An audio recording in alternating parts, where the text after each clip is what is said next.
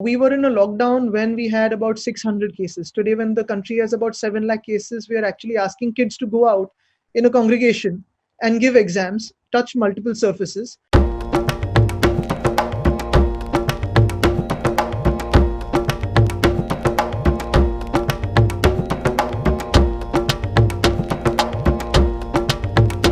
Generally, on migrant issues, the Sena, has historically taken a very sort of pro-Marathi sort of stand, which can be seen to be at the cost of migrants. And I think you've tried very hard to make that distinction. Post-COVID, now, what is your view on the relationship between migrants and Maharashtra? What we've said is, if there are two people with the same skill set, someone is from the same state, be it Maharashtra, or be it in Bihar for someone from Bihar, or Kerala in the state of Kerala. The local person should get the job first if he has the same skill set as the other person who's coming in and taking the job at probably a lower rate. You renegotiate the rate with the person, the salary, the fee. But the locals must have the first right for something where the skill set is the same.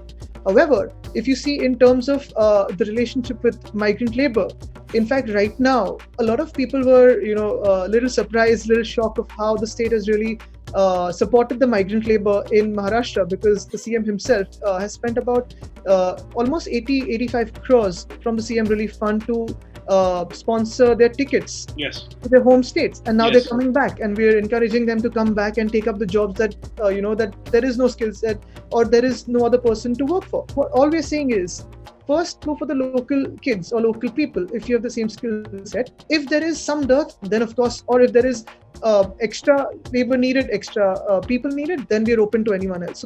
Right now, the Shiv Sena, NCP, INC all are saying no exams. And ABVP, I think the BJP and the centre is in a little bit of conflict along with the ABVP, which is saying we must do exams. What is your personal view on this right now? How will you hold exams?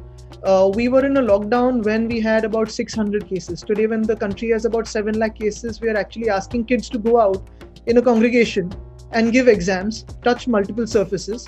We're asking teachers who might be around 50, 60 plus, which is also the vulnerable group, to come out and conduct the exams.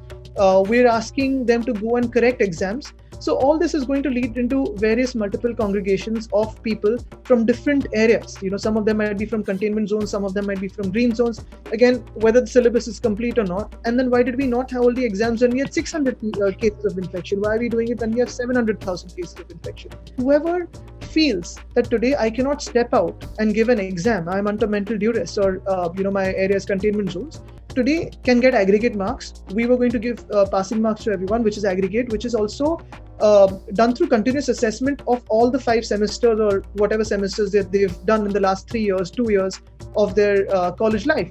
That is how the world actually gauges the students on. It is not on one single exam. Basically, you would get an aggregate mark and you would pass. You get a passing certificate.